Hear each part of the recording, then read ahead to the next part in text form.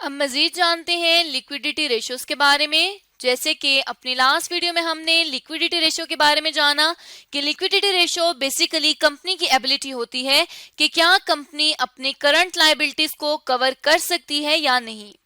इसी तरह से हमने लिक्विडिटी रेशियो में करंट रेशियो पढ़ी थी और हमने 3 टाइप्स देखी थी लिक्विडिटी रेशियो की, जिनमें पहली थी करंट रेशियो, दूसरी थी क्विक रेशियो और तीसरी थी कैश रेशियो। अभी तक हम करंट रेशियो को कवर कर चुके थे। अब हमने क्विक और कैश रेशियो को देखना है कि क्विक रेशियो क्या होती है और कैश रेशियो क्या होती है। तो सबसे पहले जान लेते हैं क्विक रेशियो के बारे में कि क्विक रेशियो क्या होती है। जैसे कि हमने बात की थी कि क्विक रेशियो को करंट रेशियो को थोड़ा सा मॉडिफाई करके क्विक रेशियो बनाई गई है और क्विक रेशियो में कंपनी की लिक्विडिटी का ज्यादा अंदाजा लगाया जा सकता है as compare to current ratio. अब अगर क्विक रेशियो की बात की जाए तो क्विक रेशियो एक ऐसी रेशियो है जिसमें कंपनी की एबिलिटी का पता चलता है कि क्या कंपनी की एबिलिटी इतनी है कि वो अपनी शॉर्ट टर्म ऑब्लिगेशंस को पे कर सके मोस्ट लिक्विड एसेट्स के थ्रू। मतलब यहाँ पर अगर हम करंट रेशियो को देखें तो उसमें सिर्फ और सिर्फ ये बताया गया था कि कंपनी की कितनी एबिलिटी है कि वो अपनी करंट लायबिलिटीज को करंट एसेट्स के थ्रू पे कर सके। लेकिन क्विक रेशियो में क्या है, क्विक रेशियो में कहा जाता है कि कंपनी की एबिलिटी देखनी है कि क्या कंपनी की इतनी एबिलिटी है कि वो मोस्ट लिक्विड एसेट के साथ, मतलब इन्वेंट्रीज को एक्सक्लूड करने के बाद रिमेनिंग जो एसेट्स बचते हैं उन एसेट्स के थ्रू क्या कंपनी अपनी शॉर्ट टर्म ऑब्लिगेशन को पे कर सकती है या नहीं। इस चीज को क्विक रेशियो के थ्रू जाना जाता है। तो अब करंट और क्विक रेशियो में सिर्फ इतना फर्क है कि ये जो क्विक रेशियो है उसमें इन्वेंट्रीज को भी एक्सक्लूड कर दिया जाता है। और इन्वेंट्रीज को क्यों एक्सक्लूड कर दिया जाता है, यहाँ पर ये अजम्पशन ली गई है कि इन्वेंट्री को सेल होने में भी थोड़ा टाइम लगता है। तो जब तक वो टाइम कवर नहीं हो जाता तब तक कंपनी की लिक्विडिटी का अंदाजा नहीं हो सकता और इन्वेंट्री कितने की सेल होती है ये भी कोई श्योरिटी नहीं है। इसलिए क्विक रेशियो को ज्यादा उसमें लिक्विडिटी कंपनी की पता चलती है क्योंकि उनमें से इन्वेंट्री का एलिमेंट निकल जाता है जो कि एक टाइम टेकिंग एलिमेंट है। मजीद अगर बात करें तो कंपनी, ये जो हमारे पास क्विक रेशियो है इसको एसेट टेस्ट रेशियो भी कहा जाता है। अब अगर क्विक रेशियो या एसेट टेस्ट रेशियो पे एग्जांपल देखी जाए तो लेट्स सपोज एक कंपनी है अली कंपनी, जो हम एज्यूम करते हैं कि ये ग्लास मैन्युफैक्चरिंग कंपनी है। अब कंपनी ग्लास मैन्युफैक्चर कर रही है, कंपनी अपना बिजनेस रन कर रही है, तो कंपनी के पास कुछ एसेट्स भी होंगे जो कि करंट एसेट्स हैं 10,000 रुपीज के। इन एसेट्स ने कंपनी के पास मोर देन 1 ईयर के लिए रहना होता है। अब यहाँ पर कुछ एसेट्स हैं, कुछ करंट लायबिलिटीज हैं। अब अगर सिर्फ करंट एसेट्स और करंट लायबिलिटीज की बेसिस पर हम रेशियो कैलकुलेट करेंगे तो वो करंट रेशियो होगी। लेकिन अली लिमिटेड कंपनी के पास एक और एलिमेंट भी है, वो है इन्वेंट्री। करंट एसेट्स के अलावा कंपनी की इन्वेंट्री सेपरेटली गिवन है और साथ ही साथ रिक्वायर किया जाता है कि यहाँ पर क्विक रेशियो कैलकुलेट की जाए।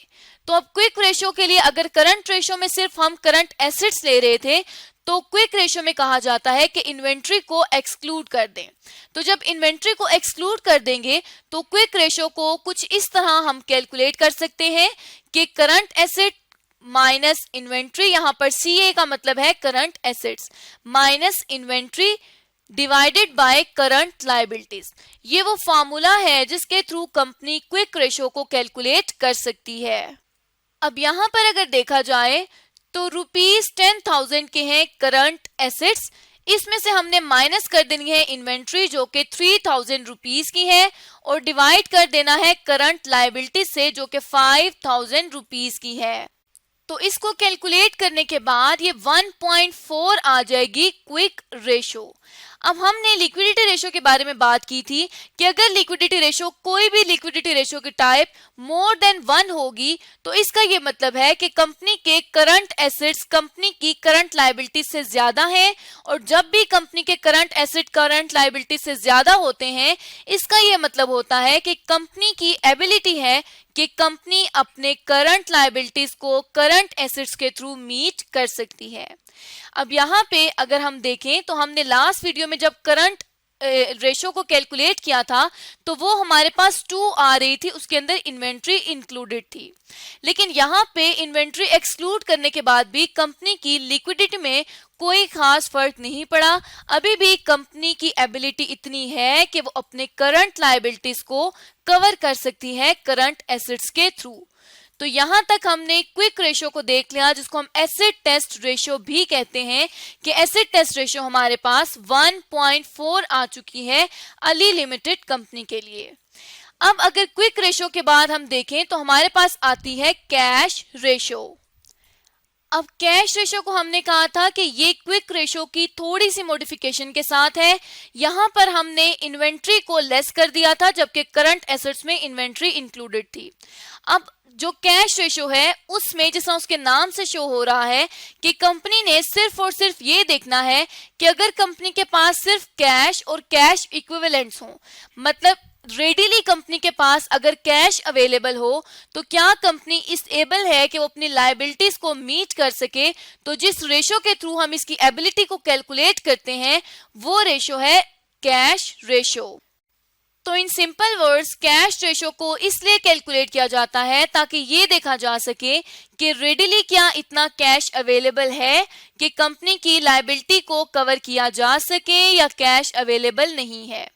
तो यहाँ पे अगर कैश रेशो की बात की जाए तो कैश रेशो को कंपनीज इस फॉर्मूले के थ्रू कैलकुलेट कर सकती हैं, जिनमें cash ratio is equals to cash and cash equivalents divided by current liabilities.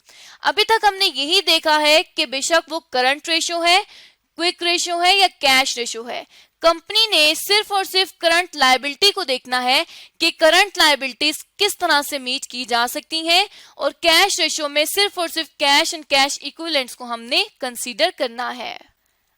अब कैश तो हमें पता है कि कंपनी के पास जितने पैसे मौजूद हैं उन्हें हम कहेंगे कि ये कैश है।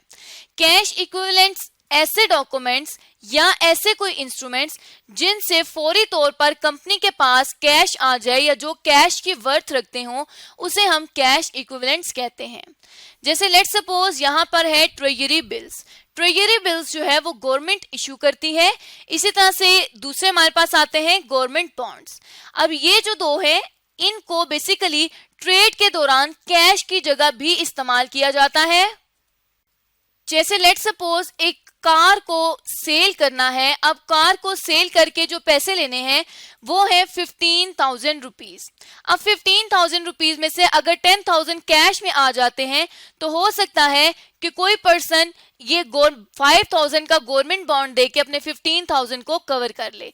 तो इस तरह जो रेडीली कैश अवेलेबल होता है या फिर कैश इक्विवेलेंट्स होते हैं उनको हम कैश रेशो में कंसीडर करते हैं।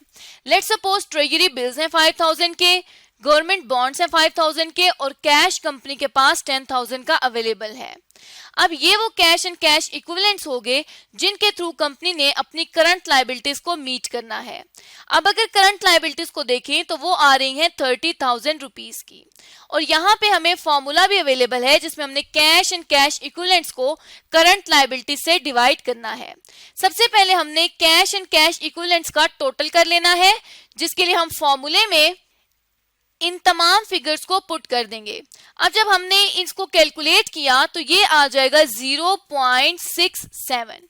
अब अगर देखा जाए तो लिक्विडिटी रेशियोज के लिए हमने कहा था कि अगर वो लेस देन 1 होगी तो इसका मतलब है कि कंपनी की एबिलिटी इतनी नहीं है कि वो अपनी करंट लायबिलिटीज को मीट कर सके, और कैश रेशियो हमें ये बताता है कि कंपनी के पास इतना कैश नहीं है कि वो अपनी करंट लायबिलिटीज को मीट कर सके।